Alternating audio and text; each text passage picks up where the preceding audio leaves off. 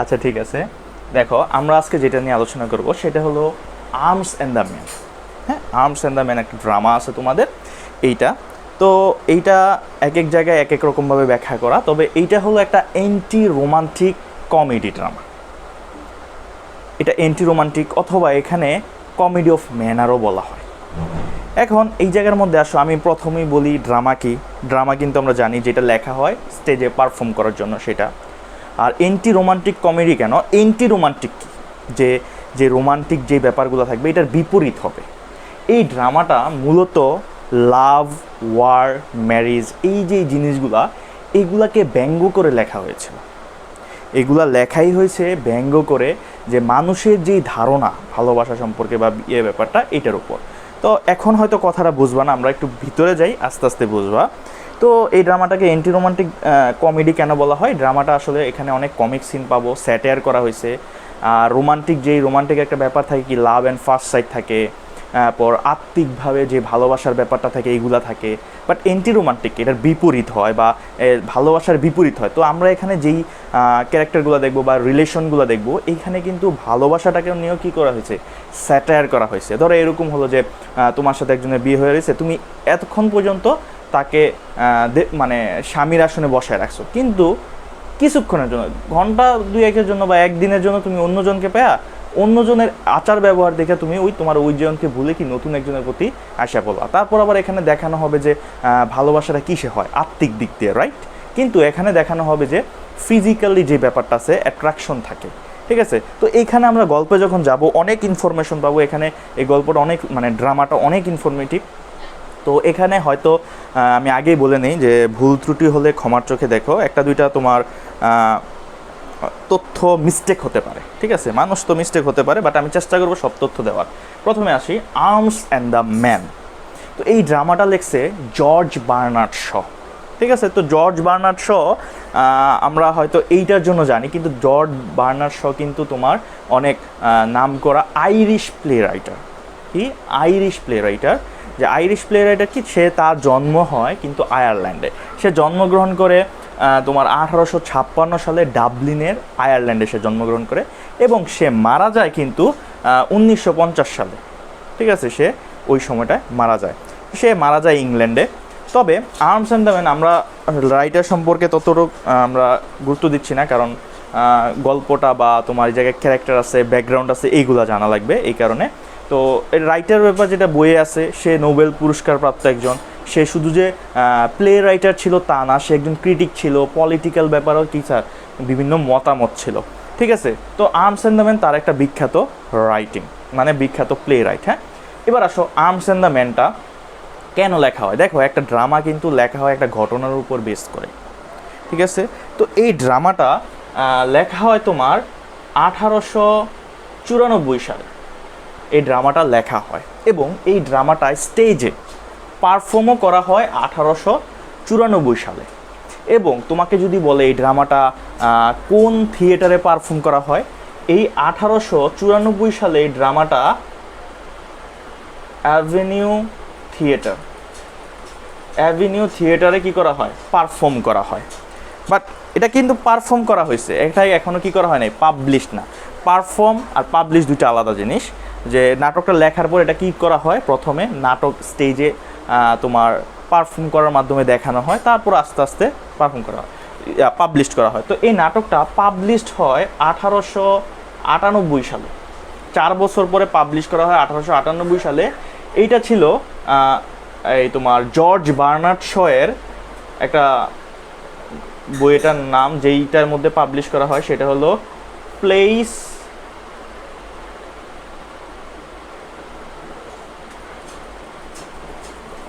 Pleasant volume. এই তার এই জায়গার মধ্যে অনেকগুলা কয়েকটা নাটক পাবলিশ করা হয়, এর মধ্যে এই আর্মস অ্যান্ড দ্য ম্যান হলো একটা। তার মানে এখানে জানলাম যে আর্মস অ্যান্ড দ্য ম্যান লেখা হয় 1894 সালে, 1894 সালেই পারফর্ম করা হয় অ্যাভিনিউ থিয়েটারে, এবং এটা 1898 সালে তোমার তার রাইটিংটা কি করা হয়, পাবলিশড করা হয় কিসে, এই যে প্লেজেন্ট ভলিউমে পাবলিশ করা হয়। এবারও সেটা আমরা জানলাম লেখা হয়। এখন এই নাটকটা কিসের ভিত্তিতে লেখা হয়? আমি কি বলছি যে যে কোনো সাহিত্যের যে কোনো কিছু, যে কোনো একটা ঘটনার উপর বেস করে কিন্তু লেখা হয়। এটা যেহেতু নাটক, তার মানে এই জায়গার মধ্যে কিছু ঘটনা আছে, রাইট? এখানে কি তোমার কোনো একটা ঘটনাকে কেন্দ্র করে ওইটাকে কি সাজাইয়া আমাদের কাছে উপস্থাপন করছে। এখন কি কোন ঘটনার উপরে, দেখো আর্মস অ্যান্ড দ্য ম্যান, এটা দ্বারাও কিন্তু আমাদের মোটামুটি একটা আইডিয়া হয়ে যায়। তো এই ঘটনাটা মূলত তোমার এইটা একটা যুদ্ধের উপর বেস করে লেখা হয়েছিল। কিসের উপর? যুদ্ধের উপর। তুমি যদি বলো এই যুদ্ধটা ছিল 1885 সালে, যুদ্ধের নাম হলো সার্বো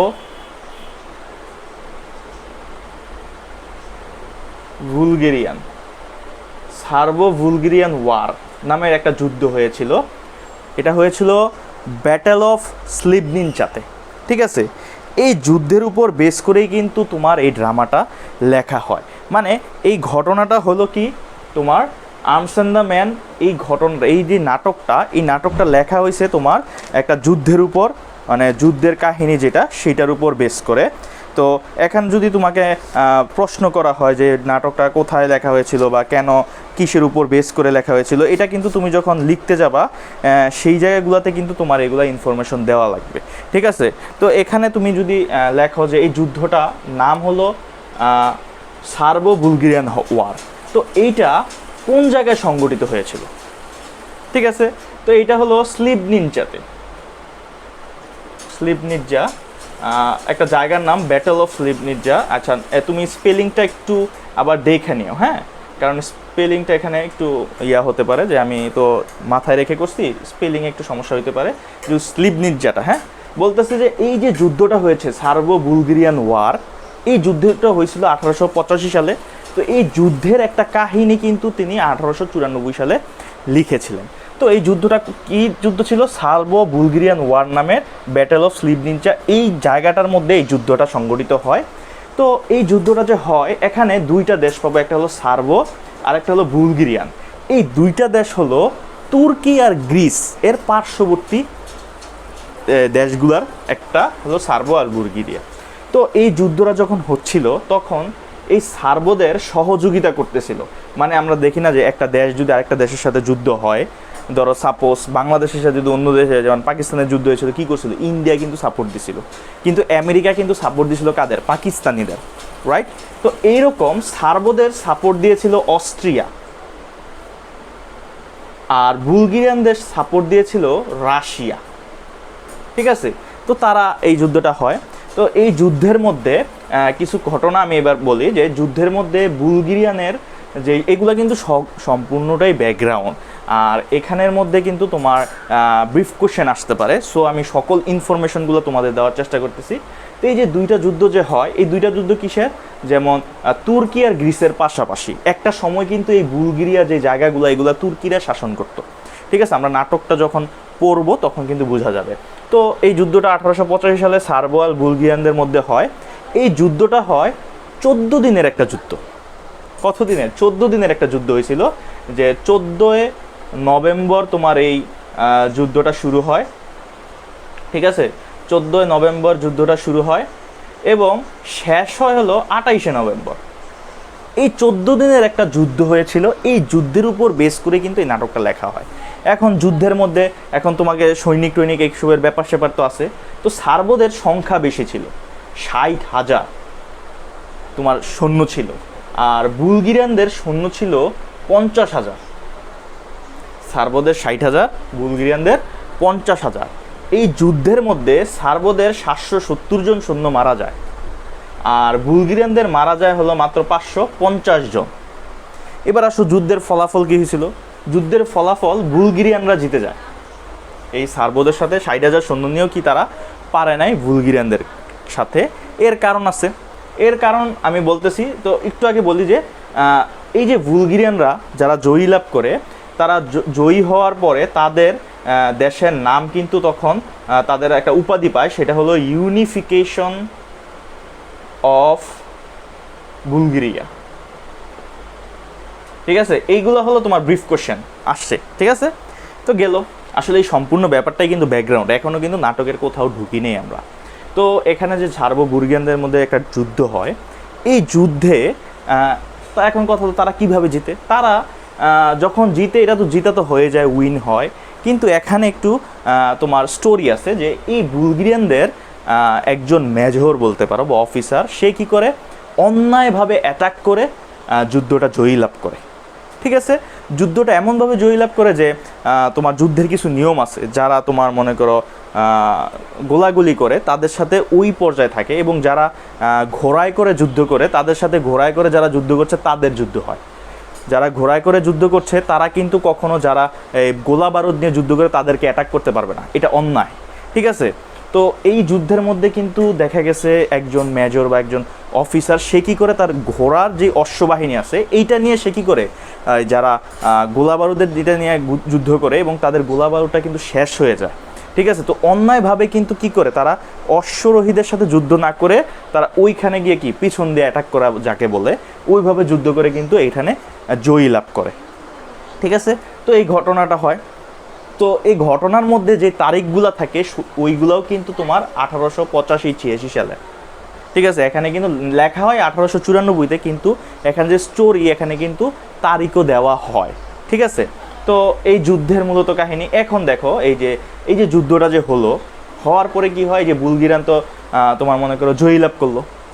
জয়ী লাভ করার পরে এই যে সার্বো যে বাহিনীগুলো ছিল তারা কি করে পলায়ন করতেছিল, কারণ বুলগেরিয়ানরা এবার কি ধরে ধরে মেরে ফেলতেছিল। তো এটা যখন তারা পলায়ন করতেছিল তখন আমরা এবার তোমার মনে করো ক্যারেক্টারে ঢুকবো। ঠিক আছে, তো আমরা এইটুকু মনে রাখি যে এই যুদ্ধের পরে এই সার্বো যারা ছিল তারা বুলগেরিয়ানরা কী করতেছিল, পলায়ন করতেছিল।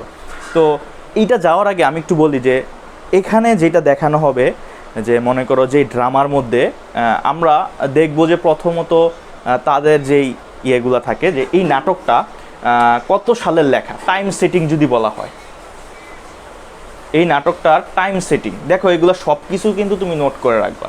ঠিক আছে, এই নাটকটার টাইম সেটিং হলো 1885 থেকে 1886 সাল পর্যন্ত। এই নাটকের টাইম সেটিং মানে কোন সময়টায় লেখা, মানে কোন সময়টা নিয়ে লেখা হয়েছে, কোন সময়ে লেখা হয়েছে এটা কিন্তু না। টাইম সেটিং মানে কোন সময়টা নিয়ে লেখা হয়েছিল, ওই সময়টা 1885 থেকে 1886 সাল গেল। এই জায়গার মধ্যে আমরা হয়তো 1885 সালের শেষের দিকটা পাবো, এবং শেষের দিক বলতে কি এই 28শে নভেম্বর পাবো, 28শে নভেম্বর রাতে অথবা 29শে নভেম্বর। আর 1886 সালে আমরা 6 মার্চ পাবো। ঠিক আছে, তো এটা আমরা নাটকে গেলে তখন বুঝবো। এটা হলো টাইম সেটিং। এবার যদি বলে প্লেস সেটিং কোথায় হয়েছিল, এই নাটকটা যে প্লেসে লেখা হয়েছিল এই প্লেসটা হলো তোমার, তুমি লেখা নিবা প্লেস সেটিং। এই নাটকটা লেখা হয়েছিল এই যে বুলগেরিয়ানরা যে কিন্তু পলায়ন করতেছিল, তো তখন পলায়ন করে বুলগেরিয়ার মধ্যেই কিন্তু তারা লুকাইছিল। তো এই নাটকটার প্লেস সেটিং যদি তুমি বলো, প্লেস সেটিংও কি বুলগেরিয়া, মানে নাটকটা কোন জায়গাটায় কোন প্লেসের ঘটনা এইটা। তো টাইম সেটিং এইটা, প্লেস সেটিং হলো বুলগেরিয়া। দেখো প্রথমে আমাদের অনেক ইনফরমেশনের ব্যাপার।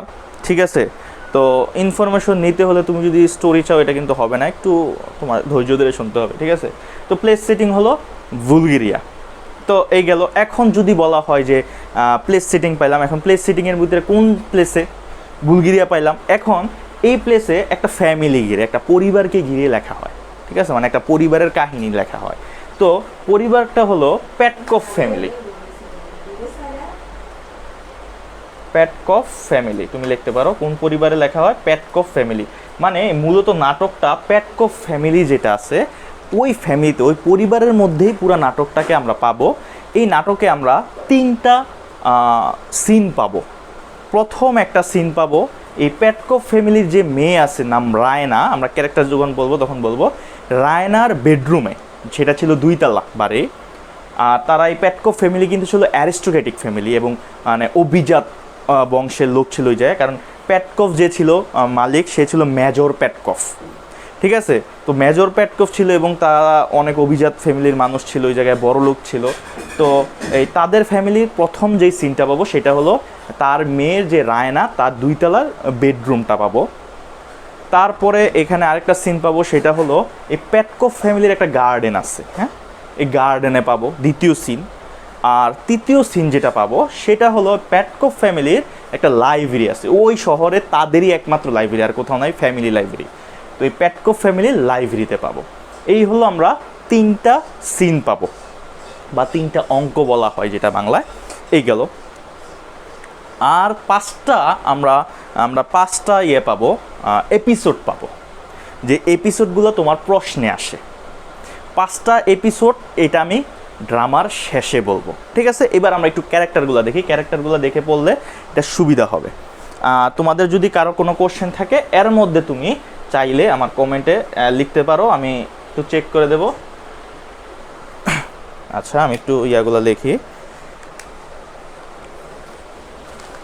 একটু ধৈর্য ধরো, আমি তোমার এই নাটকের ক্যারেক্টারগুলো দেখি। হ্যাঁ, প্রথমে আমরা পাবো রায়না পেটকফ।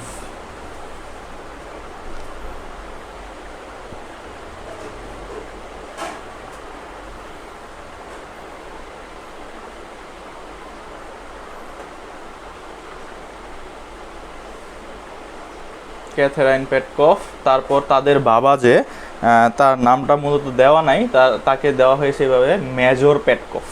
ঠিক হলো, এটা হলো রায়নার ফ্যামিলি। তো এই রায়নার ফ্যামিলির 2জন আছে। একজনের নাম হলো তোমার লওকা, আমি বলতেছি এক একটা ক্যারেক্টারের বিবরণ আমি বলবো, সমস্যা নেই।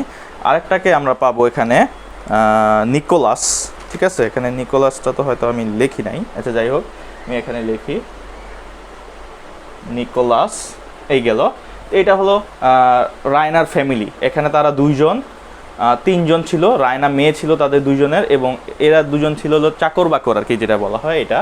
আর এখানে গুরুত্বপূর্ণ 2টা চরিত্র পাবো, সেটা হলো তোমার মেজর সার্জিয়াস স্যারানফ, ঠিক আছে? এখানে মেজর কোনো জায়গায় উল্লেখ করা আছে, আবার কোনো জায়গায় নাই, তাও আমি লিখে দিই মেজর তোমার সার্জিয়াস, ফুল নামটা লিখে, হ্যাঁ তোমরা সার্জিয়াস নামে মনে রাখলে হবে, সার্জিয়াস স্যারানফ। এবং আরেকটা ক্যারেক্টার পাবো, সেটা হলো কোথায়, হ্যাঁ ব্লান্সলি। আচ্ছা, এই হলো তোমাদের ক্যারেক্টার। এই ক্যারেক্টারগুলো একটু মনে রাখবা। এইবার আসো আমরা এবার স্টোরিতে ঢুকি। আর এইটা যদি তুমি রাইটিং পারপাস চাও, যে এইটা কি উদ্দেশ্যে লেখা হয়েছিল, এই নাটকটা শুরু করার আগে আমি বলি যে এই নাটকটার কিছু পারপাস আছে, যে কেন লেখা হয়েছিল। প্রথম যেটা, এই নাটকে স্যাটায়ার করা হয়েছে, satirize the romantic notion about love, marriage and war. এখানে ভালোবাসা, বিয়ে এবং যুদ্ধের যে বিষয়টা আছে, এই যুদ্ধ, এই 3টা বিষয়কে এই যে জর্জ বার্নার্ড শ, সে কিন্তু কি করছে, তোমার জর্জ বার্নার্ড শ সেইটাকে স্যাটায়ার করছে, ঠিক আছে? গেল। স্যাটায়ার মানে তো বোঝো, ব্যঙ্গ করেছে, ব্যঙ্গ করে দেখানো হয়েছে, এই কারণে কিন্তু বলছে এন্টি রোমান্টিক কমেডি। এখানে তোমার ভালোবাসা আর বিয়েটাকে কিন্তু আলাদাভাবে দেখানো হয়েছে। দেখো এটাকে কেন বলা হয়েছে আমি বলি। এই গল্পটা লেখার পিছনে জর্জ বার্নার্ড শ একটা মেন্টালি এফেক্ট ছিল, এবং ওই সময়টা কি ছিল, মডার্ন এজ ছিল, right? Modern age, post modern age, এই সময়টা ছিল। তো এই সময়টা যেহেতু রাইটিংটা ছিল, মূলত এটা মডার্ন এজে ছিল। তো মডার্ন এজে কি, মানুষের মধ্যে কিন্তু টেন্ডেন্সি ছিল এরকম যে ভালোবাসার ব্যাপারটা ছিল, বা এখনও পোস্ট মডার্ন এজেও ভালোবাসার ব্যাপারটা হলো একটা টাইপের চুইংগামের মতো, অনেকে ব্যাখ্যা করে যে যতক্ষণ মিষ্টি আছে ততক্ষণ মুখে আছে, তারপর ফেলে দেয়, ঠিক না? উদ্দেশ্য থাকে। তো এখানে কিন্তু ভালোবাসা ব্যাপারটাকে সে এইভাবেই দেখাইছে, যে এই জায়গায় প্রকৃত ভালোবাসা নামে কোনো ভালোবাসা ছিলই না, একটা। দ্বিতীয় যেটা, ম্যারিজ, বলতেছে যে বিবাহ যেটা, এইটা আসলে বর্তমান যুগে বা মডার্ন এজে যে বিবাহগুলো হয়, এই বিবাহগুলো কিন্তু বাবা মায়ের চয়েসে বা কারো হয় না। এটা কি হয়, যে নিজের চয়েসে। হ্যাঁ, এখন বাবা মার নিষেধ সত্ত্বেও, বন্ধু বান্ধবদের নিষেধ সত্ত্বেও আমরা কি করি, যে তাদের অবাধ্য হয়ে গিয়ে বিয়ে করে ফেলি, ঠিক আছে? এই যে বিয়ে করার একটা খারাপ পরিণতি যে হতে পারে, সেই ব্যাপারটা দেখানো হয়। সেই ব্যাপারটা আসলে ফুললি দেখানো হয় না, এটার পিছে কারণ থাকে। কারণ এই যে জর্জ বার্নার্ড শোয়ের যে মা থাকে, তার মায়ের একটা এই তিক্ত অভিজ্ঞতা থেকে সেইটা লিখেছে। তার মা কিন্তু তার ফ্যামিলির কথা না শুনে, তার বন্ধু বান্ধবের কথা শুনে একটা ছেলেকে সে ভালোবেসে বিয়ে করে। তো বিয়ে করার পর তাদের প্রথমে অনেক ভালোবাসা থাকে, এই ব্যাপার থাকে, বাবা মা না করে, ফ্যামিলি সবাই নিষেধ করে যে ছেলে ভালো না, কিন্তু কথা শোনে না, যেমন রাইট এখনকার সিচুয়েশনটা এরকম। তো তখন কি হয়, এই বন্ধু বান্ধবের কথা শুনে কি তার মা বিয়ে করে তার বাবাকে। তো তখন কি হয়, বিয়ে করার কয়েকদিন পরে দেখে যে তার বাবা কি মদ এইটা সেটা, মানে একদম পুরো মদে আসক্ত থাকে এবং কোনো ফ্যামিলির প্রতি তার কোনো কেয়ার থাকে না। তো এইটার পরে কি হয়, তার মা কিন্তু একটা সময় তার বাবার এইসব জিনিস মানে এতদিনে তো যেই করছে যে একটা না বিয়ের পরে যদি অভাব অনটন দেখা দেয় বা স্বামীর ক্যারেক্টার খারাপ দেয় তখন কি ভালোবাসা জানাল দিয়ে পালায় না, তাই না? তো ব্যাপারটা হলো এরকম যে সে তো তাকে আন্ডারে আনতে পারতেছিল না, এই কারণে কি হয়, এই জর্জ বার্নার্ড শোয়ের মা কিন্তু তার স্বামীকে ডিভোর্স দিয়ে দেয় এবং সবসময়ের জন্য আলাদা হয়ে যায়। তো এটা কিন্তু জর্জ বার্নার্ড শো কিন্তু ছোটোবেলা থেকে এই যে তিক্ত অভিজ্ঞতা যেটা, এটা কিন্তু নিয়ে বয়ে বেড়াচ্ছিল। তো তার রাইটিংগুলোতে কিন্তু এগুলাই থাকবে। তো এই যে ভালোবাসার বিয়েটা, এই ব্যাপারটাকে নিয়ে কী করছে, এই যে ওই সময় মানুষদের যে চিন্তা ভাবনা বা বিয়ে ভালোবাসা বা এই যে প্রেম দেখানো, মিথ্যা ভালোবাসা দেখানো, এইগুলা থেকেই কিন্তু সে এই ড্রামাটা যে লেখছে, এই ড্রামাটা মূলত ওয়ার বেস, হ্যাঁ, যুদ্ধের বেস হলো, এখানে কিন্তু রোমান্টিক কিছু জিনিস থাকে, এইগুলাকে সে ব্যঙ্গ করে দেখাইছে, আমাদের কাছে উপস্থাপন করছে। আমরা যখন ড্রামাটা পড়বো ক্লিয়ার হবো। তো এই হলো, তো লাভ, ম্যারিজ এবং ওয়ার এবং যুদ্ধ নিয়ে আমাদের একটা ইয়ে থাকে যে সোলজাররা সবসময় দেশপ্রেমী হয়, দেশের জন্য জীবন দিতে পারে, যুদ্ধ করতে পারে, ঠিক আছে। এখন কিন্তু এই ড্রামার মধ্যে দেখানো হয় যে এই যে তোমার সার্ভো যারা ছিল হারে, তারা কিন্তু তাদের দেশীয় সোলজার ইউজ করে নাই, তারা আরও ভাড়া করা সোলজার, প্রফেশনাল যারা যুদ্ধ করে তাদেরকে ভাড়া করে কিন্তু তারা তাদের যুদ্ধে অংশগ্রহণ করায়। তো এখন দেখো, তুমি নিজে দেশের জন্য যেই যুদ্ধটা করতেছো এবং অন্যজনকে তুমি ভাড়া করে এনে যুদ্ধ করতেছো, এখন যারা আসবে তারা কিন্তু নিজেকে বাঁচিয়ে যুদ্ধ করবে। তো এখানে কিন্তু যুদ্ধের প্রতি যে আমাদের মেন্টালিটি থাকে, এই গল্পের মধ্যে যেমন রায়না, ক্যাথরিন, তাদের কিন্তু মেন্টালিটি থাকে যে যুদ্ধ করতেছে সে কি একজন বীর যোদ্ধা, তাকে কিন্তু ওই সমাজে একদম সুউচ্চ স্থানে, তাকে অন্যরকম, আমরা যারা যুদ্ধ করে সোলজার তাদেরকে কিন্তু সাধারণ মানুষ মনে করি না, তারা একদম বিশেষ মানুষ এইভাবে দেখি। তো এই যে জর্জ বার্নার্ড শো তার এই গল্পের মধ্যে দেখাইছে যে আসলে যোদ্ধারাও কি সাধারণ মানুষের মতো, তারাও নিজেকে বাঁচায় সেলফ ইয়ে করেই যুদ্ধ করে, তারা যেমনি ডাইরেক্ট যুদ্ধ করবে এবং তারাও বিভিন্ন অন্যায় কাজ করে, তাদের যে ক্যারেক্টার হাই হয় তা না, তাদের ক্যারেক্টারও কি হয়, খারাপ হতে পারে, এই ব্যাপারটা কিন্তু তিনি দেখাইছে। তো যুদ্ধ সম্পর্কে এখানে দেখানো হয়েছে যে যুদ্ধ কখনো ভালো জিনিস হতে পারে না, এটা সবসময় নৃশংসতার পরিচয় দেয়। তো এই জিনিসটা দেখাইছে। তো এইটার কারণে কিন্তু এই গল্পটা যদি লেখার উদ্দেশ্য যে এটা আমাদেরকে বোঝানোর জন্য যে আসলে আমাদের যে মেন্টালিটি এটাকে চেঞ্জ করতে হবে, ভালোবাসার প্রতি যেটা এখন বর্তমানে সব কিছু কি তোমার এক কথায় বলতে গেলে যে স্বার্থপরতা, হ্যাঁ, স্বার্থের জন্য সবাই, আমরা যখন এটা পড়বো সব জায়গায় দেখবো স্বার্থ লুকায়িত আছে, ঠিক আছে। তারপরে যেই ব্যাপারটা আমরা পাবো গুরুত্বপূর্ণ, সেটা হলো যে এই রাইটার কী করছে, ক্রিটিসাইজেস দ্য রিচ পিপল, ঠিক আছে। এই যে সমাজে যে অভিজাত শ্রেণীর যে লোকেরা আছে তাদেরকে যে চালচলন, অপচয়, তাদের যে কথাবার্তা, হিংসাপরতা, এইগুলাকে নিয়েও ক্রিটিসাইজ করছে, সেইগুলাকে নিয়েও কী করছে, আমাদের সামনে খারাপ ইয়ে তুলে ধরছে, ঠিক আছে। তো এই জায়গার মধ্যে এই ব্যাপারগুলাই আছে। এবার আমরা গল্পে যাই। আমরা মূলত মোটামুটি যে এটার বেসিক কাহিনী যেটা, সেটা কিন্তু আমি তোমাদের মোটামুটি বলে দিছি। আচ্ছা, এবার আসো আমরা গল্পে যাই। আচ্ছা, 1 মিনিট, আমার কাছে তো মোবাইল না, এইভাবে কমেন্টগুলো দেখতে হবে। আচ্ছা, ব্যাটল অফ স্লিবনিচা, এটা বুঝে নেবে। আচ্ছা, ঠিক আছে, আমি এখানে কমেন্টটা একটু দেখে নিলাম। দেখো আমি কি বলছি, ব্যাটল অফ স্লিবনিচা, এই জায়গায় একটা যুদ্ধ হয়েছে, কি বলছিলাম, সার্বো বুলগেরিয়ান দুইটা জাতির মধ্যে যুদ্ধ হয়েছে। এখন এই যুদ্ধটা যে সংগঠিত হয়েছে একটা প্লেসে তো হয়েছে, একটা জায়গায় হয়েছে না, ওই জায়গার নামে হলো স্লিবনিচা, ঠিক আছে। এটাকে বলা হচ্ছে ব্যাটল অফ স্লিবনিচা, যে এই জায়গাটার মধ্যে যুদ্ধটা হয় এবং এই যে দুই দেশের মানুষরা এসে কিন্তু একটা যুদ্ধ কিন্তু সবাই দেশের মধ্যে গিয়ে করে না, একটা স্থান নির্ধারিত থাকে, এই স্থানে যুদ্ধটা হয়। তো এই যুদ্ধটা যেই স্থানে হয় সেটার নাম হলো কি, স্লিবনিচা, ঠিক আছে। তো আশা করি এই ব্যাপারটা বোঝা গেছে। এইবার আসো যে এবার আমরা ক্যারেক্টারগুলো দেখি, ক্যারেক্টারগুলো দেখা যাক। বলতেছে প্রথমে আমরা পাবো রায়না পেটকভ, যাকে আমরা এই গল্পের নায়িকা হিসেবে পাবো, ঠিক আছে, হিরোইন অফ দিস ড্রামা। তো তাকে তার কিছু বৈশিষ্ট্য একটু বলি। এই যে রায়না পেটকভ যে ছিল, সে ধরো খুব ভালো মন মানসিকতারই মানুষ, এবং সে আমরা দেখি যে এখানে, আচ্ছা ক্যারেক্টারগুলো পরিচয় দিই। রায়না পেটকভ হলো, ক্যাথরিন পেটকভ হলো রায়নার মা, মেজর পেটকভ হলো রায়নার বাবা। মানে এই মেজর পেটকভ, ক্যাথরিন পেটকভের একমাত্র মেয়ে হলো রায়না পেটকভ, ক্লিয়ার। তারপরে যেটা আসে যে লওকা, সরি মানানটা ভুল লিখছি, লওকা হলো তাদের ফিমেল মেড সার্ভেন্ট, মহিলা কাজের বুয়া থাকে না এরকম টাইপের, বাট সে খুব সুন্দরী ছিল, কিন্তু তাকে দেখলে কোনোভাবে তুমি বলতে পারো না সে কি একটা মেড সার্ভেন্ট। সে একটা গুরুত্বপূর্ণ ক্যারেক্টার প্লে করলো এখানে। তারপরে যেটা পাবো নিকোলাস, সে হলো মেল মেড সার্ভেন্ট, সে ফিমেল সে মেল, মানে লকার নিকোলা হলো এই মেজর প্যাটকফ ফ্যামিলির কি মেড সার্ভেন্ট গেল। এই রায়না প্যাটকফের সাথে এই যে মেজর যে সারানফ আছে সে কি কোন দেশের, বুলগেরিয়ান মেজর, ঠিক আছে, তার সাথে বিয়ে হওয়ার কথা, মানে বাগদত্তা বলি আমরা, ফিয়ান্সি, ঠিক আছে, এটা বিয়ে হওয়ার কথা, যুদ্ধ থেকে ফিরলে তাদের বিবাহ হবে, এটা ঠিক করে রাখে এই প্যাটকফ ফ্যামিলি। আর ব্লান্সলি যাকে আমরা পাবো এই গল্পের হিরো, যে কিনা এই জায়গা না, সে সার্বোদের পক্ষ হইয়া, সার্বো যে দেশটা যুদ্ধ করে তাদের পক্ষ হইয়া সে যুদ্ধ করে, কিন্তু সে কিন্তু সার্বিয়ান না, সে হলো সুইডিশ, মানে সুইডেন থেকে। তাকে কিন্তু তোমার মনে করো না, সরি সুইডিশ না, তোমার সুইস বলা চলে, হ্যাঁ, তো সুইস, তাকে কিন্তু ওই জায়গায় সে একটু প্রফেশনাল, তোমার মনে করো কি বলে সোলজার, তাকে কিন্তু ভাড়া করে করে তাকে ইয়ে করা হয়, তো আমরা তাকে পাবো। তো এখানে তার ক্যারেক্টারটা আমরা এবার বর্ণনা করবো আস্তে আস্তে।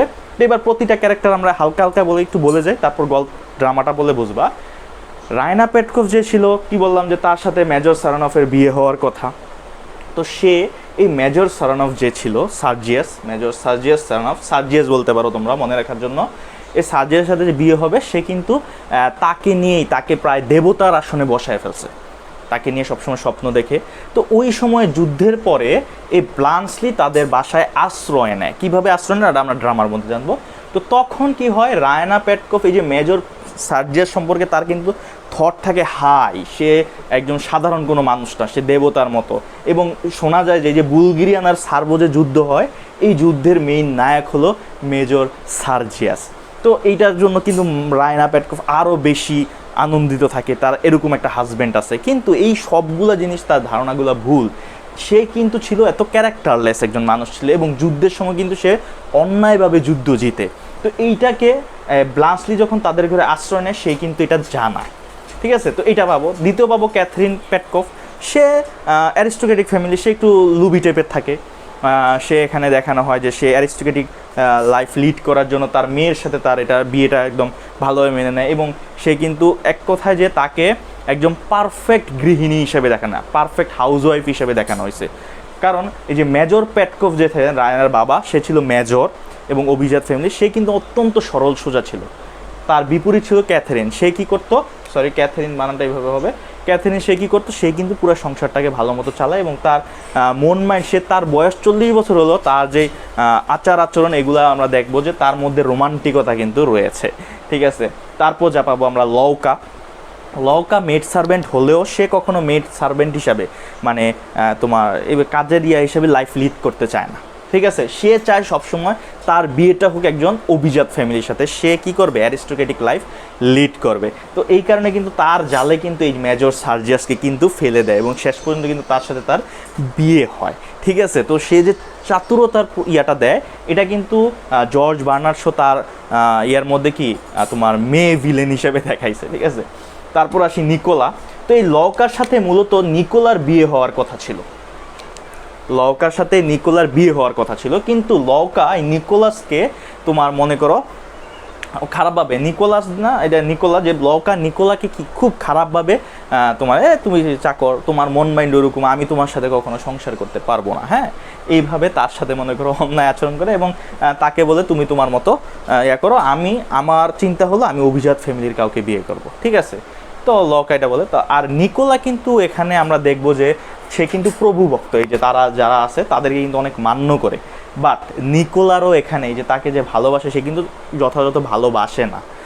সে লওকাকে কেন বিয়ে করতে চায়, যে সে একটা দোকান দেবে, দোকানের মধ্যে যে বড়লোক খরিদ্দাররা আছে তাদেরকে এই লওকা তার যে আচার আচরণ দিয়ে কী করতে পারবে, বসে আনতে পারবে, তার অনেক বিক্রি হবে। সেই কিন্তু মূলত স্বার্থপর ব্যাপারটা, তার ভালোবাসা ব্যাপারটা এখানে প্রকাশ পায় না, এখানে স্বার্থপরতা যে লওকার প্রতি। কিন্তু তার ক্যারেক্টার হিসেবে সে মালিকদের প্রতি কিন্তু ভালো সদাচরণ করে, কিন্তু এই যে লওকাকে যে সে বিয়ে করবে এখানে কিন্তু তার স্বার্থ জড়িত, ঠিক আছে। এরপর আসো ব্লান্সলি।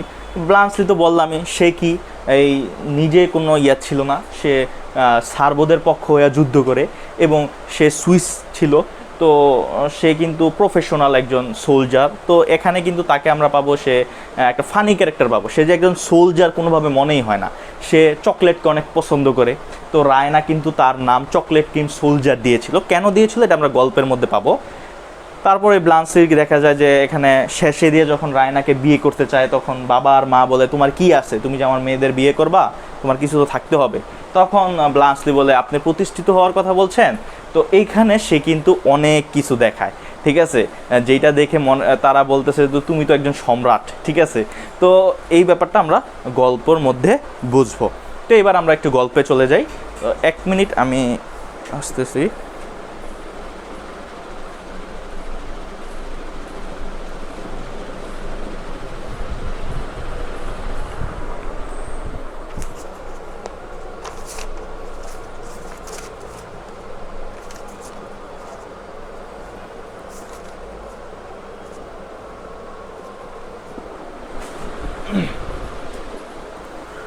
আচ্ছা সরি, আচ্ছা এবার আমরা একটু গল্পে চলে যাই, ঠিক আছে।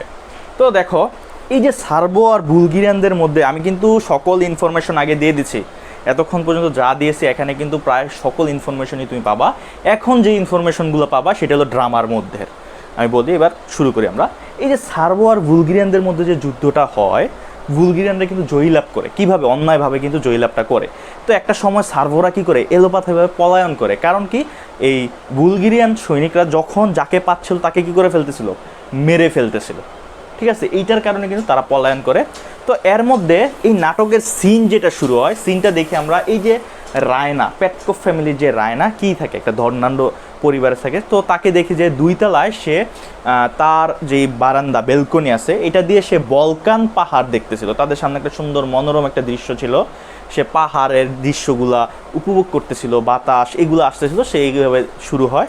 তো এই রায়না মূলত এগুলা দেখতেছে, গল্পটা শুরু হয়। তো এর মধ্যে তার মা ক্যাথেরিন মনে করো লাফাইতে লাফাইতে আসছে, আয়সা বলতেছে রায়না তুমি জানো যে তোমার সাথে যার বিয়ে হয়েছে, মানে বিয়ে ঠিক হয়েছে, যে সার্জিয়াস, ঠিক আছে। সার্জিয়াস কি করছে, যে আমরা বুলগেরিয়ানরা যারা আছি আমরা কিন্তু যুদ্ধে জয়লাভ করে ফেলছি সার্বোদের পক্ষে, এবং তোমার সাথে যার বিয়ে হয়েছে সার্জিয়াস, সে কিন্তু এই যুদ্ধের মহানায়ক, সেই যুদ্ধটা কিন্তু আমাদের জয়লাভ করাইছে।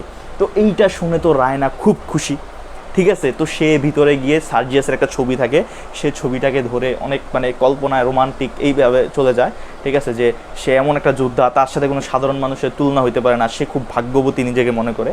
তো এর মধ্যে রায়নার যেই তোমার ফ্যামিলির যেই থাকে মেড সার্ভেন্ট ফিমেল লৌকা এসে বলে যে ম্যাডাম, ওই বুলগেরিয়ানরা জিতার পরে এই সার্বো যারা আছে তারা কিন্তু পলায়ন করছে, তাদের যেভাবে পারতেছে হত্যা করতেছে। তো আপনি জানলা টানলা যা আছে এগুলো লাগিয়ে রাখেন, না হলে কি হবে, এই যে এই বিভিন্ন সৈনিক ঢুকে পড়তে পারে। তো রায়না তার কথা পাত্তা না দিয়ে সে সার্জিয়াসকে নিয়ে পড়ে আসে, ঠিক আছে। তো এর মধ্যে লাইটটা অফ করে দেয়, অফ করে তো তার মা কিন্তু চলে যায়। তো সে বলে আচ্ছা ঠিক আছে লাগাবো, সে ইয়ে করে দেয়। তো ওরা কিন্তু চলে যায়। তো এর মধ্যে সে শব্দ পায়, কে যেন তার মানে সে তো 2 তলায় ছিল, তো পানির পাইপ বেয়ে কে যেন তোমার জানলা দিয়ে ঢুকে পড়ছে, ঠিক আছে। তো এখানে যখন এই গল্পটা যখন শুরু করা হয়, এই যে রায়নার যে বেডরুমের বর্ণনা দেওয়া হয়, এটা কিন্তু প্রথম চিত্র। এই বর্ণনার মধ্যে দেখা যায় যে তারা বুলগেরিয়ান হলেও একটা সময় কিন্তু এই বুলগেরিয়াটাকে তুর্কিশরা মানে শাসন করতেছিল। তো এই ঘরের যে সাজানো যে পর্দাগুলো আছে, যেই দরজা আছে, জানালা আছে, এইগুলা অনেকটা তুর্কিশদের মতো, মানে তুর্কিশরা যেভাবে কালচার, তাদের যে সংস্কৃতি যেভাবে ছিল, তাদের এটাও কি ঠিক ওই রকমই, ঠিক আছে। এবং তার মা যেইভাবে সাজসজ্জা করে চলতেছে, এটা কখনো বুলগেরিয়ানদের যে সাজসজ্জা তারা হলো অ্যাফ্রন পরে, হ্যাঁ।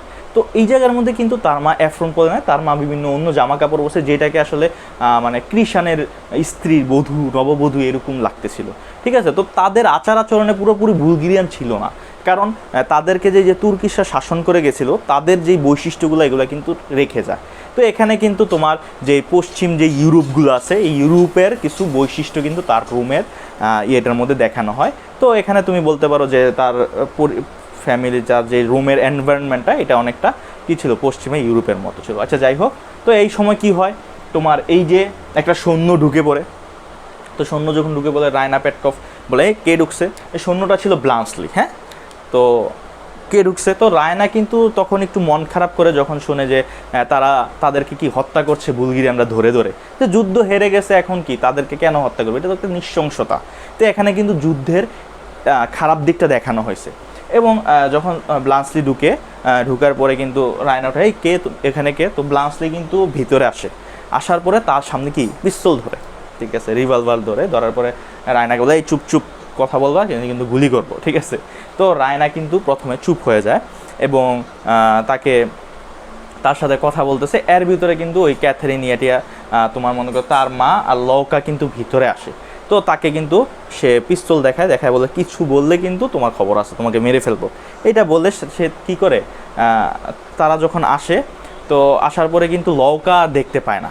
তখন কি হয়, ক্যাথরিন এসে কিন্তু এই ব্লান্সলিকে দেখে ফেলার পরে কিন্তু রায়না ক্যাথরিনকে বলে যে এমন এখানে পলায়ন করছে। তো এইটা শুনে ক্যাথরিন প্রথমে একটু হলেও পরে দেওয়া সায়দে আচ্ছা ঠিক আছে স্বাভাবিক হলে ওকে যেতে দিও। তো এর মধ্যে এই রুমের মধ্যে প্রায় অনেক সোলজার নিয়ে ঢুকে, কারা, বুলগেরিয়ানরা, যে বলতেছে যে মেজর পেটকোফের বাড়ি এখানে আমরা দেখছি এই দিক দিয়ে কোনো একটা সৈন্য পলায়ন করছে, আপনাদের ঘরে ঢুকতে পারে, আমরা একটু আপনাদের ঘর তল্লাশি নেব। তো তখন কিন্তু রায়নাকে ব্লান্সলি বলে যে 10 জন সৈনিকের মধ্যে 9 জনই কি হয়, বোকা হয়। এটা কিন্তু একটা কোটেশন লাইন, ঠিক আছে। Out of 10 9 soldier are born to be fool, ঠিক আছে। তো এখানে কিন্তু এটা দ্বারা তোমার একটা কোটেশন আছে যে সোলজার অনেক থাকতে পারে কিন্তু বেশিরভাগ সোলজাররা বোকা হয়। তো বলতেছে ব্লান্সলি বলতেছে আমি পলাই দেখবো ওরা খুঁজে বের করতে পারে। তখন রায়না কিন্তু তাকে মনে করো জানালার পর্দার পিছনে পলাইতে সাহায্য করে। তখন কিন্তু আয়শা কিন্তু তার সামনে দিয়েই যায় কিন্তু তাকে খুঁজে পায় না। তো তারপর কিন্তু সোলজাররা চলে যায়। তখন এই রায়নার কিন্তু একটা মাথায় থাকে যে সোলজাররা কি হয়, খুব চালাক হয়, হয়। তো এইটা দেখার পরে কিন্তু রায়নার একটু হয় যে সোলজাররা তো এরকম না, সোলজাররাও কি করে, ভুল করে। তো তখন রায়না ব্লান্সলিকে বের করে, ব্লান্সলিকে বলে যে তুমি এখানে কিভাবে আসছো। তো সে এবার বলতেছে হারার পরে এখানে আমি আমার প্রাণ বাঁচাতে এসেছি, তোমার কাছে কি কোনো খাবার আছে, খাবার দাও। তো দেখা যায় যে ব্লান্সলি সে পিস্তল আছে ঠিকই, পিস্তলে গুলি নাই এক, দ্বিতীয়ত এই পিস্তলের গুলিগুলা যেটা রাখে ওই থলেটার মধ্যে চকলেট রাখা, ঠিক আছে। তো রায়না এটা দেখে খুব অবাক হয়। তো চকলেট আর একটা আছে, তো সেই চকলেটটা খায় বলে যে আমার খুব ক্ষুধা লাগছে, তোমার কাছে কিছু আছে বা। তো রায়না তাকে না চকলেটের বক্স দেয়। তো দেখা যায় যে ব্লান্সলি কিন্তু করে কারাকারি করে সে চকলেট খাওয়া শুরু করে। তো এইটা দেখে রায়না খুব মজা পায় যে একটা সোলজার কীভাবে কি চকলেট খায়, ঠিক আছে। তো ওইটা থেকে কিন্তু তার নাম দেয় রায়না চকলেট টিম সোলজার, ঠিক আছে। কারণ সে গুলির ভেতরে ভাবো সে কী করতেছে, তোমার চকলেট রাখতেছে। তো এটা দেওয়ার পরে তো দেখা যায় যে এবার ব্লান্সলি তার সাথে কথা বলে। তো রায়না বলতেছে যে তোমরা হারছো, হেরে এখানে আসছো, মানে বিভিন্ন কথার মধ্যে হচ্ছে। তখন ব্লান্সলি বলে যে সে কীভাবে হারছে, তারা বলতেছে সার্বোয়াল বুলগেরিয়ার মধ্যে একটা বেকুব আছে, ঠিক আছে, যেটা হলো যে নাম সার্জিয়াস। সে কিন্তু বলে দিছে, রায়না কিন্তু বলে নাই নাম। এই ব্লান্সলি ব্যাখ্যা করতেছে যে সে অন্যায়ভাবে আমাদের হারাইছে, যে এই যুদ্ধটা এমন হয়েছে যে আমরা যারা গোলা বারুদ নিয়ে কাজ করতেছি বা আমরা অ্যামিউনিশন নিয়ে যারা কাজ করতেছে তাদেরকে কখনো অশ্বরোহী যারা আছে তারা আক্রমণ করতে পারে না। কিন্তু এখানে দেখা যায় যে সার্জিয়াস বোকামো করে আমাদের উপর আক্রমণ করছে। আমাদের তখন গুলি শেষ হয়ে গেছিলো, আমাদের কাছে যদি গুলি থাকতো ওদেরকে কিছুই খুঁজে পাওয়া যেত না। তো এইটা কিন্তু যুদ্ধের একটা নিয়ম ভঙ্গ করছে, ঠিক আছে, ভঙ্গ করে আমাদের এখানে হারাইছে। তো এখানে কিন্তু যুদ্ধ নিয়ে একটা ব্যঙ্গ করা হলো। তো এটা হারাইছে, আর ও তো একটা বেকুব, ও তো যুদ্ধের কোনো নিয়ম কানুনই জানে না। এইটা শোনার পরে রায়না তো ঠিক আছে একটু হয় যে যাক তারে কী করছে, এত সম্মান রাখছে সেই করতে করে। তো ব্লান্সলি বলে তুমি শিওর তো, এরকম টাইপের বলে। তখন ব্লান্সলি বলে দেখো আমি 3 দিন ধরে ঘুমাচ্ছি না, আর আমি হলাম এই সার্বিয়ান না, আমি হলাম সুইস, মানে সুইজারল্যান্ডের, আমি হলাম যে প্রফেশনাল সোলজার। তো আমাকে কিন্তু ভাড়া করা হয়েছে। তো যুদ্ধের কিন্তু আমরা নিজেকে বাঁচাইয়া, যে আমার এখানে বুলেট নাই কেন, যে আমি আমাদের নিজেকে বাঁচাইয়া কিন্তু তারপর যুদ্ধ করি। তো সকল সৈনিক কিন্তু তোমার দেশপ্রেমিক হয় না। তো এটা বলে তখন কি বলে যে আমি 3 দিন যাবত ঘুমাতে পারছি না, আমাকে ঘুমাতে পারো। তো রায়না এদিকে তাকাইতে ব্লান্সলি কিন্তু শুয়ে ঘুমায়ও পড়ছে। তো এখানে ক্যাথরিন আসার পরে বলে যে ও তো ঘুমায় গেছে। তো তারা কী করে আর ঘুম থেকে জাগায় না, ঠিক আছে। তখন কিন্তু ব্লান্সলি ঘুমায়। এটা কিন্তু যুদ্ধের পর ওই রাতেই 28শে নভেম্বর রাতেই কিন্তু ঘটনাটা ঘটছে। তো তখন ব্লান্সলি ঘুমিয়ে যায়। তো সে যখন সজাগ হয় তখন সে তো পলায়ন করবে, কিভাবে যাবে। তো তার সেফটির জন্য ওই ক্যাথরিন কী করে, মেজর প্যাটকফের একটা ওল্ড কোট ছিল, ওই কোটটা এই ব্লান্সলিকে দেয় যে তুমি এটা পরে যাও, তুমি কোটটা পরে দিয়ে যাও। তো এর মধ্যে কিন্তু রায়না এই ব্লান্সলিকে দেখে কি হয়ে গেছে, মুগ্ধ হয়ে গেছে তার প্রতি ভালোবাসা জন্মে গেছে। এখানে কিন্তু রোমান্টিকের বিপরীতটা হয়ে গেল, যে তার সাথে স্যারজিয়াস, সে এতক্ষণ স্যারজিয়াস এত উপরে দেখলো, এক রাতের মধ্যে সে আরেকজনকে পছন্দ করে ফেললো। তো এই জিনিসটা কি এখন কিন্তু বর্তমানে এইটাই হচ্ছে, যে তুমি মনে করো একজনের সাথে 3-4 বছর রিলেশন আসছো, সে মনে করো 1-2 দিন একজনের সাথে কথা বললো, তাকে ভালো লাগছে, শেষ, এই জায়গায় জড়ায় গেছে এটার সাথেও, এটা সহ। তো এইগুলো আসলে রোমান্টিক সিজনটাকে, যেটা রোমান্টিক ব্যাপারগুলো, এগুলোকে কী করা হয়েছে, ব্যঙ্গ করা হয়। তো যাই হোক, এরকম যখন ঘটনা ঘটে তো সকালবেলা ব্লান্সলি কিন্তু চলে যায়। তো এই অবস্থায় নাটকটা কিন্তু এরপরে কি সে যে চলে যায়, পরে লওকা কিন্তু ভিতরে ঢুকে যে আসলে কেউ আছে কিনা বা ইয়া, তখন কিন্তু এটা কিন্তু মাঝখানে, হ্যাঁ, যখন ওই যে সৈন্যরা চলে যায়, আমি একটু স্কিপ করে ফেলছি, যে লওকা ভিতরে ঢুকে বলে যে আসলে কেউ নাই তো, আপনি বেঁচে গেছেন, যাক আমরা বাইচে গেলাম, যে এখানে কেউ ঢুকতে পারে না। এই কথাটা বলার জন্য সেইটা বলার পরও কিন্তু টেবিলের উপরে তোমার রিভলভারটা দেখতে পায়, মানে পিস্তলটা দেখতে পায়। তো দেখে কিন্তু লওকা বুঝে ফেলে এখানে কেউ আছে। তো লওকা কিন্তু পরবর্তীতে খবর পেয়ে যায় যে ব্লান্সলিকে কিন্তু তারা দুজন সাহায্য করছে। তো লওকা আর কিছু বলে না, এটা তার মধ্যে গোপন রাখে। তো এইভাবে তোমার মনে করো এই ব্লান্সলি যখন চলে যায়, প্রথম পর্ব শেষ হয়ে যায়। দ্বিতীয় পর্ব আমরা দেখি যে মেবি এটা শুরু হয় 1886 সালের মার্চ মাসের দিকে, হ্যাঁ, মার্চ মাসের শুরুর দিকে দ্বিতীয় চিত্রটা তৈরি হয়। এবং ওইটার মধ্যে দেখা যাচ্ছে যে এই যে প্যাটকফ ফ্যামিলি, তাদের গার্ডেন যেটা, ওই জায়গার মধ্যে আমরা দেখতেছি যে প্যাটকফ এবং সার্জিয়াস তারা কিন্তু যুদ্ধ থেকে ফিরেছে। ঠিক আছে, তারা যুদ্ধ থেকে ফিরেছে এবং তাদেরকে অনেক করতেছে। তো সার্জিয়াস আইসাই কিন্তু তোমার রায়নাকে করে, তো এর মধ্যে সার্জিয়াস বীরত্ব পাইছে, এগুলো কিন্তু শোনে। কিন্তু এখানে আসার পরে শুনতে পায় যে সার্জিয়াস কিন্তু পদত্যাগ করে সৈন্য থেকে। এখন কেন পদত্যাগ করে, যে এখানে বলতেছে যে সার্জিয়াস যেভাবে যুদ্ধ করছে, ওই যুদ্ধের মাধ্যমে কী হয়েছে, সার্জিয়াস যুদ্ধের নিয়ম ভঙ্গ করছে। তো তার প্রমোশনের বদলে কী হতে পারে, ডিমোশন হতে পারে। তো এই কারণে কিন্তু সার্জিয়াস ওইখান থেকে কী করে নেয়, তোমার পদত্যাগ করে চাকরি থেকে। তো এটা শুনে তো রায়না কিন্তু এখনও দেখা গেছে, ব্লান্সলি তো চলে গেছে, তো সে কিন্তু আর ওইটা মনে নাই।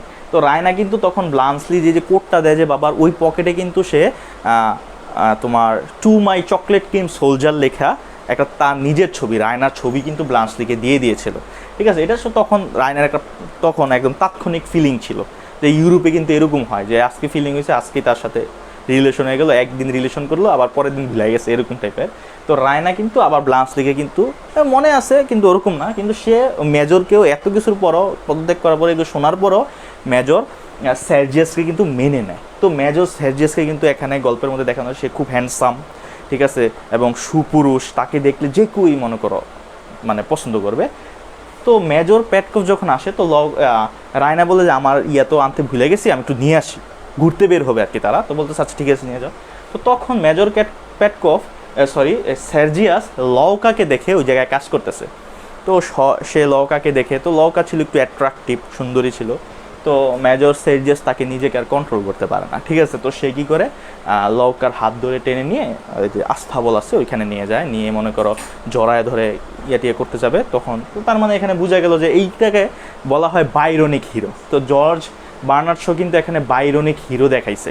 তোমরা সেকেন্ড ইয়ারে পড়তেছো, হয়তো রিপন ভাই ক্লাস নিতেছে, উনি হয়তো বাইরন সম্পর্কে পড়াইছে, তোমরা পাবা। তো বাইরনিক হিরোগুলো এরকম যে একদম হিরো টাইপের হয়, একদম কি বলবা, যে তার যে পার্সোনালিটি এবং অভিজাত ফ্যামিলির হয়, কিন্তু তার সমস্যা থাকে ক্যারেক্টারে, ঠিক আছে। সে একটু তোমার আমরা লুচু টাইপের স্বভাব বলি, সে এরকম থাকে। তো এখানে কিন্তু সার্জিয়াস তাকে কিন্তু বাইরনিক হিরো হিসেবে দেখানো যায়। তো সে কী করে, লওকাকে দিয়ে সে নিজেকে আর কন্ট্রোল করতে পারে। তো তখন লওকা সে কিন্তু চতুর, সে তার কিন্তু ইচ্ছা সে কী করবে, অভিজাত ফ্যামিলির কাউকে সে বিয়ে করবে, ঠিক আছে। তো সে কিন্তু মূলত এই সার্জিয়াসের মোটামুটি আয়ত্তে নিয়ে আসে তার অ্যাট্রাকশন দিয়ে।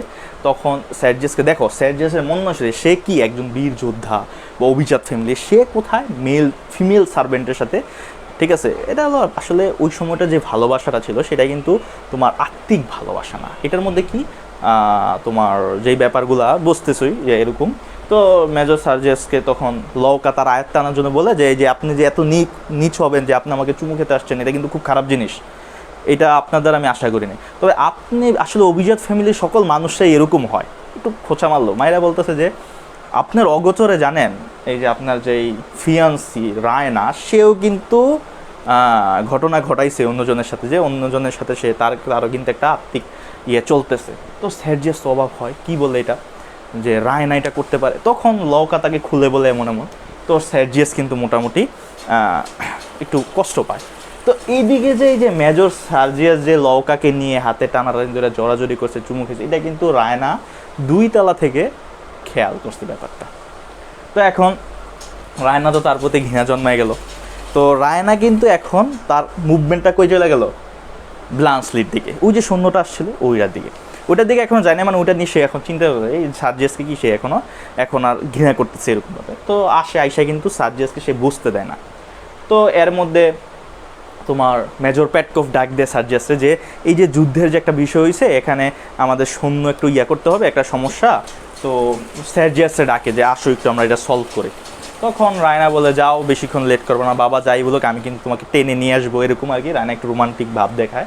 তো এই সার্জিয়াস কিন্তু যাওয়ার পরে তো এই মেজর প্যাটকফ যে সে তার সাথে এই চুক্তির ব্যাপার নিয়ে আলোচনা করতেছে। এর মধ্যে ব্লান্সলি আসে কোট ফেরত দিতে।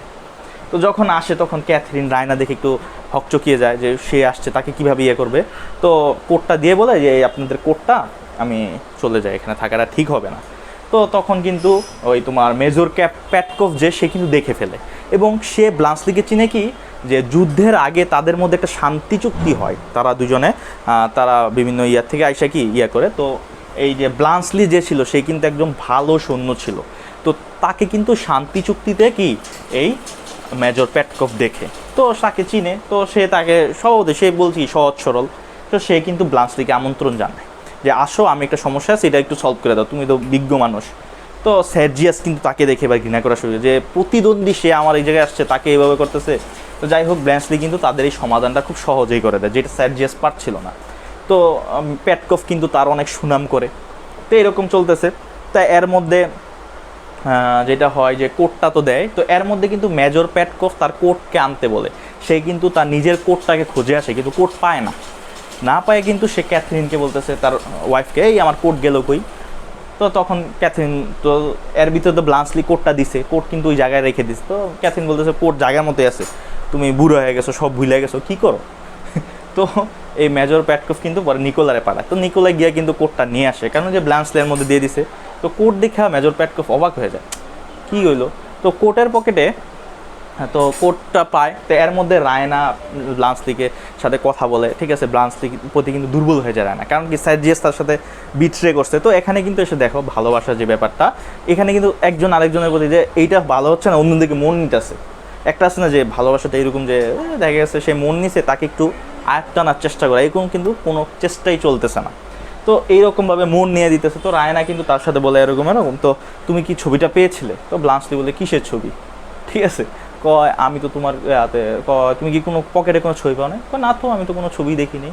পরে বলে যে আচ্ছা, এখানে কিন্তু তুমি কি কোট কাউকে দিয়েছিলে? বলতেছে যে আমি কোট নেওয়ার পরে আমি ভাবছিলাম যে আমার এই জায়গায় রাখবো, পরে ভাবলাম যে কোটটা এই জায়গায় থাকলে নিরাপদ হবে না, তো আমি কি করছি, কোটটা ভাড়ায় দিয়ে দিছি। কী করছে, কোট কিন্তু ভাড়ায় দিছে। তো ভাড়ায় দিলে কি হয় যে একটা নির্দিষ্ট সময় পরে কোটটা দেয়। তো রায়না এটা নিয়ে রাগান্বিত, তুমি ব্যবসা করে আর কিছু, তোমার ব্যবসার মন মানসিকতা এত নিচ, তুমি এই জায়গাতে নিচ্ছ, তুমি এটাকে ভাড়া কীভাবে দাও? ওইখানে পরে বলে যে তুমি আমার পকেটে ছবি রাখছো না, এটা তো কেউ পাওয়ার কথা না, এখন যদি ওরা নিয়ে যদি বের করে বা ফেলে দেয় তা পাবে না। তখন রায়না মাথায় হাত দিয়ে দৌড়ে যায়, গিয়ে দেখে তার বাবা কিন্তু অলরেডি পকেটে হাত দিয়ে ছবিটা পায়। তো ছবির পিছের লেখা যে to my chocolate cream soldier, এটা যখন লেখা থাকে, তো রায়না কিন্তু কৌশলে সে এটা রেখে, তার বাবা ওই যে সার্জিয়ার সাথে কথা বলতেছিল, তো হাতে বা পকেটে আবার রাখে। তো রায়না কিন্তু এটা কৌশলের মাধ্যমে এটা নিয়ে নেয়, ঠিক আছে। তো এরপরে কিন্তু মেজর প্যাটকফ আর এটা পায় না। তো এরকম যখন চলতে থাকে, তো একটা সময় ব্লান্সলি এবার সুইজারল্যান্ডে ফিরে যাবে।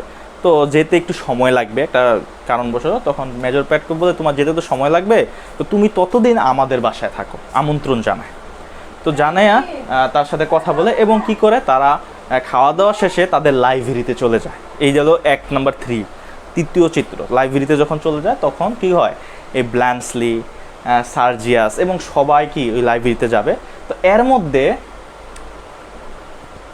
সার্জিয়াস অ্যান্ড লওকা এই দুজনের মধ্যে কথা হয়। যে দেখো ব্লান্সলি রায়না তো ওকে ইয়া পছন্দ করে। তো সার্জিয়াস যখন দেখছে যে রায়না ব্লান্সলির প্রতি উইক, তো তখন কি করে, সার্জিয়াস কিন্তু আর রায়নাকে পটানোর চেষ্টা করে না, তখন সে কি একদম লওকার প্রতি উইক হয়ে যায়। তখন লওকা বলে যে তোমরা অভিজাত ফ্যামিলি, তোমাদের দিয়ে বিশ্বাস নাই, ঠিক আছে, তুমি আমার সাথে এরকম করতেছো। ওই যে সার্জিয়াস কিন্তু আবার লওকার সাথে এরকম 3বার করে যে অন্তরঙ্গ দৃশ্যে চলে যায়। তো তখন লওকা বলে তুমি আমার সাথে যেমন করতেছো এটার গ্যারান্টি কি তুমি আমাকে বিয়ে করবে। সে কিন্তু খুব চালাক, আমি বলছি লওকা, সে একদম সব কিছু দিয়ে চতুরতা দিয়ে কিন্তু আটকে দেয়, তুমি যে আমার সাথে এরকম করবে, যে গ্যারান্টি কি তুমি যে আমাকে বিয়ে করবে। তখন সার্জিয়াস বলে আমি এখন গিয়ে সবাইকে বলবো সব। তো আসলে লওকা কিন্তু তাকে টেকনিক্যালি বাধ্য করে বলাইতে। এখানে কিন্তু অনেক ঘটনা হয়, আসলে ফুল ঘটনা বলাটা সহজ না, আসলে অনেক সময়ের ব্যাপার। তো সার্জিয়াস কিন্তু এই লাইব্রেরিতে গিয়ে কিন্তু বলে মেজর পেটকভ যে আমি আপনার মেয়েকে বিয়ে করবো না, আপনার মেয়ে আমার অগোচরে এই সাথে ইয়া করছে। তো এর ভিতরে রায়না বলছে যে তুমি তো ওই যে তোমার মন মানসিকতা কতটুক এটা তো আমি জানি, তুমি গিয়ে কী করছো লওকার সাথে ইয়া করছো। তো এইগুলো শুনে তো তারা দুইজন অবাক। তো এর মধ্যে ব্লান্সলি কথাগুলো শুনে, তো ব্লান্সলি কিন্তু এর মধ্যে ফার্স্টে বলে যায় রায়নাকে আমি ভালোবাসবো না, ও হলো কি ক্যারেক্টারলেস এইটা সেটাই ইয়া বলে। তো রায়না চাইতে যায় তুমি আমাকে কি বলছো, ঠিক আছে যাও, তোমার লাগবো না, আমি কাউরে বিয়ে করবো না। তো এরকম ব্যাপারে তো ব্লান্সলি কিন্তু যখন দেখে যে মেজর সার্জিয়াস লওকা, সে কিন্তু প্রথমে ধরে যে তারা দুজন কথা বলতেছে। তো ব্লান্সলিকে দেখে তারা ভয় পেয়ে যায়। তো লওকা এই কারণেই বাধ্য করে সার্জিয়াসে তুমি গিয়ে সবার সামনে প্রকাশ করো, ঠিক আছে। তো এর মধ্যে ব্লান্সলি এই দেখা তখন সে বুঝতে পারে, ব্লান্সলি কিন্তু এতক্ষণও বোঝে নাই যে রায়নার আগে পছন্দ করতো। তো ব্লান্সলি এবার কী করে যে রায়নাকে প্রস্তাব দেয় যে আমি তোমাকে বিয়ে করতে রাজি। আচ্ছা আসো তো তোমরা সবাই 53 জন কইমা গেছে গা, কী হলো 6 জন 7 জন কইমা গেলা।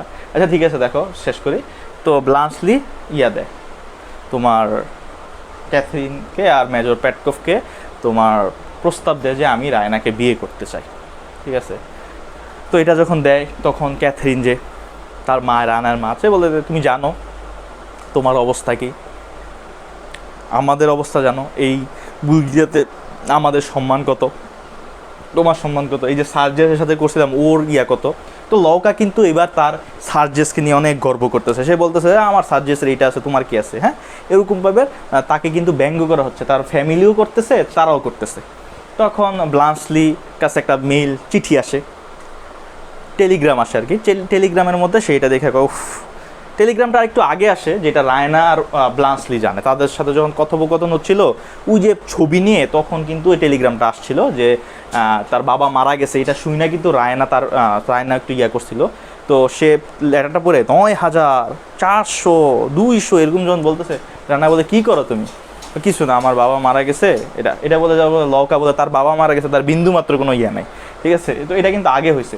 তো ব্লান্সলি এবার বলতেছে যে আসলে আপনারা কি বিয়ে কি আর আপনারা ওই সম্পদের সাথে দিবেন। তো যাই হোক, আপনি তবুও যেহেতু প্রতিষ্ঠিত হওয়ার কথার ব্যাপারে আসছেন, এবার আমি আপনাকে বলি যে সার্জিয়াসের কয়টা ঘোড়া আছে, ঠিক আছে। মানে বলতেছে যে সার্জিয়াস তোমার কয়টা ঘোড়া আছে। তো সার্জিয়াস বলতেছে আমার 20টা ঘোড়া আছে। কয়টা? 20টা। তো ব্লান্সলি বলতেছে আমার 200 আছে, ঠিক আছে। সার্জিয়াস বলতেছে আমার 20টা ঘোড়া আছে, তো ব্লান্সলি বলতেছে আমার 200 আছে। তারপর বলো আর কি আছে তোমার গাড়ি কয়টা আছে, কয় আমার গাড়ি 3টা আছে। তো ব্লান্সলি বলতেছে তোমার গাড়ি 3টা, আমার গাড়ি হলো 70টা, ঠিক আছে। কয়টা? তার গাড়ি 70টা। এর মধ্যে 24টা গাড়ি যে এত বড়, যেটার মধ্যে অনায়াসে 20টা করে গাড়ি রাখা যায়, ঠিক আছে, অনায়াসে 20টা করে গাড়ি রাখা যায়। 70টা গাড়ির মধ্যে 24টা গাড়ি এত বড়। তো এরপরে বলতেছে যে তোমার আর কি আছে। তো বলতেছে তোমার টেবিল ক্লথ কয়টা আছে। তো সে বলতেছে, ব্লান্সলি বলতে তোমার 400 টেবিল ক্লথ আছে। তো ব্লান্সলি বলে না, কয় আমার 9,600 জোড়া আছে, ঠিক আছে। এটা যখন বলে তাহলে তার বাবা কিন্তু অনেক বড় লোক ছিল। তো সে কিন্তু ধরো সুইজারল্যান্ডে একজন নাম করা মানুষের ছেলে ছিল। তো সে কিন্তু তার বাসা থেকে পলায়ন করে ফেলছিল, মানে এগুলার প্রতি তার ছিল না, সোলজারের প্রতি তার আকৃষ্ট ছিল। এই কারণে সে কি সোলজারে যায় এবং বলতেছে যে তোমার কয়টা মেডেল আছে।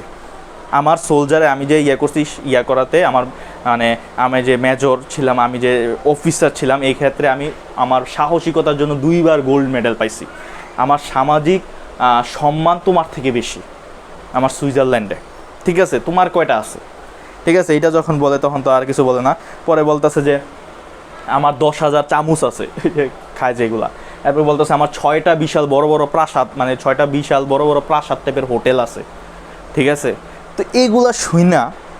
এরপর আবার বলতেছে যে এগুলা তো আছেই, আমি 3টা দেশের ভাষা জানি, ফরাসি, ইতালি, জার্মানি। তুমি কয়টা দেশের ভাষা জানো?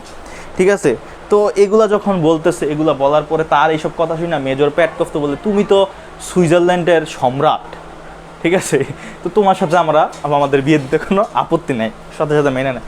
এবার রায়না একটু সব তো অনুকূল আইসা বসছে, মেয়েদের কাহিনী তো একটু এরকম হয় আর কি, রাগ করো না আবার তোমরা যে না আমি বিয়ে করব না, আমি কোনো সুইজারল্যান্ডের সম্রাটের বিয়ে করব না, এটা না একটু রাগান্বিত হয়ে এভাবে বলতেছে মুখ বান করে। তখন তোমার ব্লান্সলি বলে কি বলছো, তুমি বিয়ে করবে না মানে, তো তুমি কাকে বিয়ে করবে? তো বলতেছে আমি কোনো সুইজারল্যান্ডের সম্রাটের বউ হইতে চাই না, আমি কাউরে এরকম কাউরে বিয়ে করতে চাই না। তো বলতেছে যে এমন করো না, দেখো এরকম একটু মানানোর চেষ্টা করে। তখন বলতেছে যে তাহলে তুমি কার হতে চাও? কয় আমি আমার চকলেট ক্রিম সোলজারের কি হতে চাই। তো এইরকমভাবে আসলে নাটকটা শেষ হয়।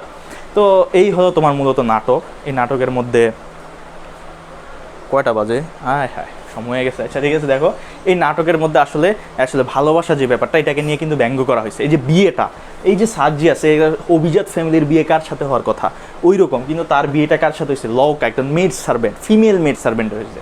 তো এখানে কিন্তু আমি একটা কথা বলেছি, লওকা নিকোলার মধ্যে যে কথাগুলো হয়েছিল ওই কথাটা কিন্তু আমি বলি না, যে মানে তার সাথে বিয়ে হওয়ার কথা। তো নিকোলা বলতেছিল লওকাকে তুমি এরকম করো না, এটা কিন্তু খারাপ দেখা যায়, মালিকদের সম্মান দিতে যায়। তো এগুলো নিয়ে তাদের মধ্যে হয়েছিল। তো এই হলো মূলত এই যে বিয়ে নিয়ে একটু ইয়া করা হলো, ঠিক আছে। তারপরে যে ভালোবাসাটাকে নিয়ে ব্যঙ্গ করা হলো, যুদ্ধ ক্ষেত্রে যেই অন্যায় ব্যাপারগুলা, তারপরে যুদ্ধরা যে খারাপ জিনিস, এইগুলা কিন্তু এই নাটকের মাধ্যমে দেখানো হয়েছে। তো এখানের মধ্যে এগুলার পরে তোমাদের যে কোশ্চেনগুলো আসে, কোশ্চেনগুলো একটু বলে দেই।